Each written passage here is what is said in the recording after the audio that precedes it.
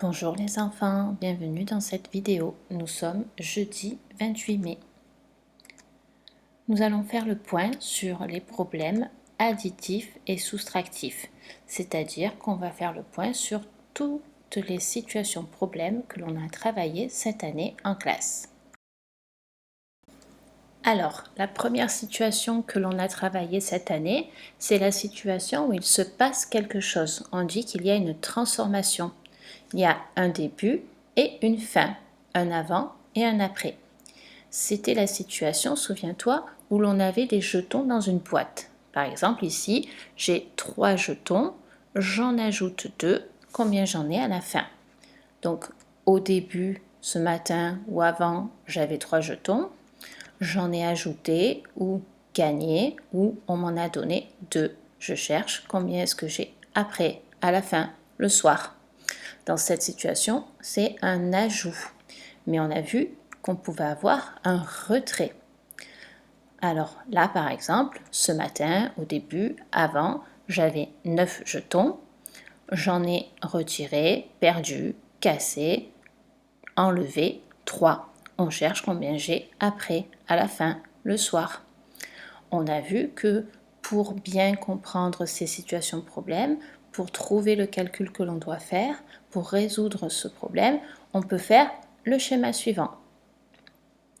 Alors si dans la situation j'ai un ajout, le calcul, ça sera plus une addition.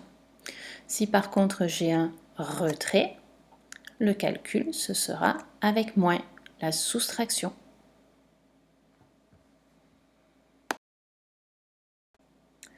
La deuxième situation, ce sont les problèmes dans lesquels il ne se passe rien. Il y a des parties et un tout. Rappelle-toi, c'est le problème du camion. Dans mon camion, par exemple, j'ai une boîte avec 7 cubes, une boîte avec 3 cubes. On veut savoir combien il y en a en tout. Ou alors, on sait que dans une boîte, il y a 10 cubes. En tout, on sait qu'il y en a 14. On cherche la deuxième boîte, une partie. Pour résoudre ces problèmes, on a vu qu'on faisait ce schéma-là. Quand je cherche ce qu'il y a en tout, je fais une addition. Quand je cherche une partie, je fais une soustraction.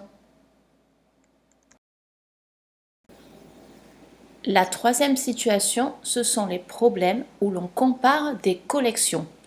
Il y a une collection où il y a plus, une collection où il y a moins. Cela correspond à la situation que l'on a travaillée la semaine dernière, celle où les enfants jouaient à construire des tours avec des cubes. Ici, on voit qu'il y a 2 tours, une rouge, une jaune. La tour rouge a plus de cubes que la tour jaune.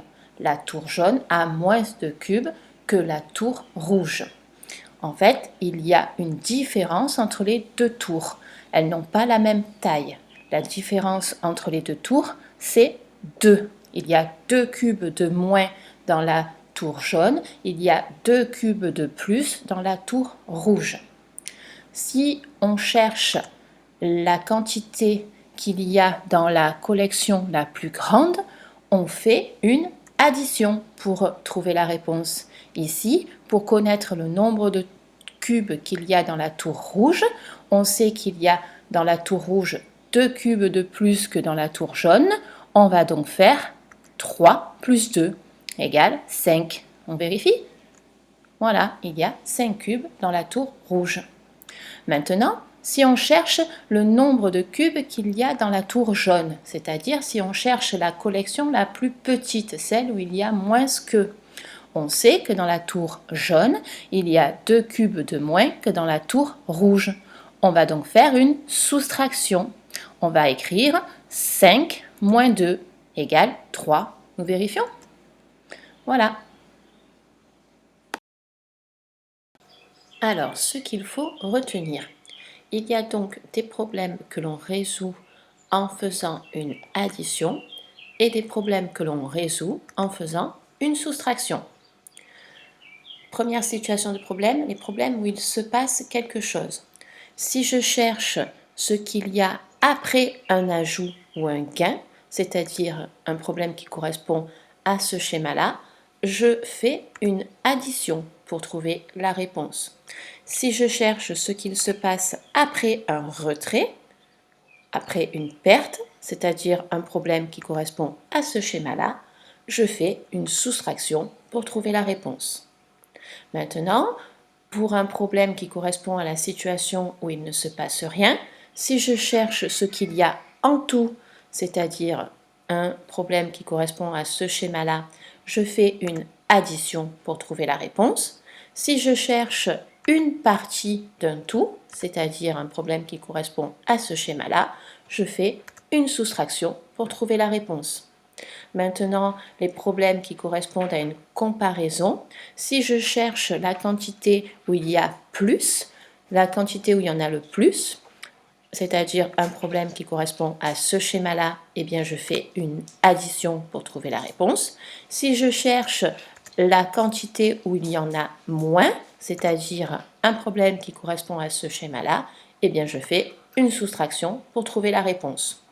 Voilà, j'espère que ce tableau est clair pour toi, qu'il te sera utile. Tu peux l'imprimer et avoir cette feuille à côté de toi lorsque tu résous des problèmes.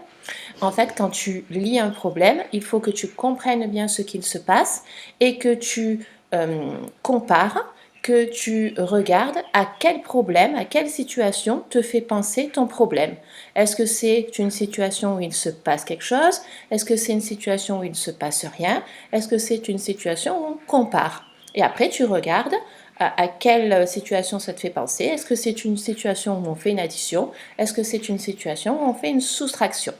Voilà, alors ça t'a l'air peut-être un peu compliqué, mais à force de t'entraîner, de bien regarder cette feuille lorsque tu es face à un problème, je suis sûre que tu vas y arriver.